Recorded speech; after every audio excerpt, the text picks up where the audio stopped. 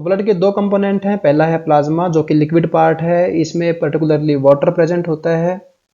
उसके अलावा salts, minerals, जो रेस्पिरेटरी गैसेज हैं वो, और जो हमारे एब्जॉर्ब्ड न्यूट्रिएंट्स हैं जैसे glucose, amino acids, fatty acids, coagulating proteins, ये सब जो हैं कंपोनेंट हैं प्लाज्मा के।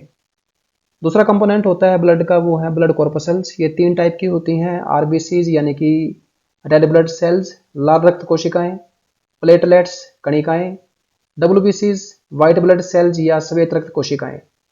डब्ल्यूबीसीज फर्दर 2 टाइप की होती हैं, agranulocytes and granulocytes.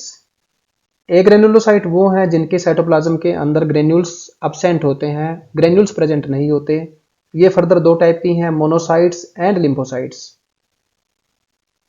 Granulocytes जो हैं वो 3 टाइप की हैं, इओसिनोफिल्स, बेसोफिल्स एंड न्यूट्रोफिल्स। अब हम इनकी फंक्शंस की बात करते हैं। आरबीसी, क्योंकि RBCs are the packets of haemoglobin, और हीमोग्लोबिन का काम होता है transport of respiratory gases. Platelets का काम होता है क्लोटिंग, यानी अगर हमें चोट लग जाती है, हमारा ब्लड जो क्लोट होता है वो होता है बिकॉज ऑफ प्लेटलेट्स।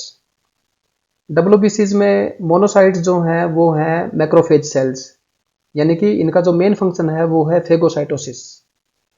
और जो लिम्फोसाइट हैं वो हैं चीफ इम्यून सेल्स, क्योंकि जो हमारा जो इम्यून रिस्पॉन्स जनरेट होता है, जैसे कि फॉर्मेशन ऑफ एंटीबॉडीज हैं, वो सारे के सारे काम होते हैं हमारे लिम्फोसाइट्स के द्वारा।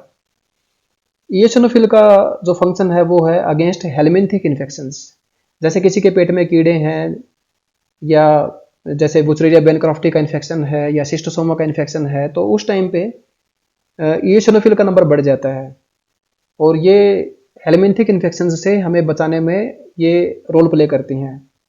फिर है बेसोफिल्स, इनका जो रोल है वो शुरू होता है इन केस ऑफ एलर्जीज। और न्यूट्रोफिल्स का फेगोसाइटोसिस के अलावा ये ऐसी सेल्स होती हैं जो कि किसी भी इन्फेक्शन की साइट पे सबसे पहले पहुंचती हैं।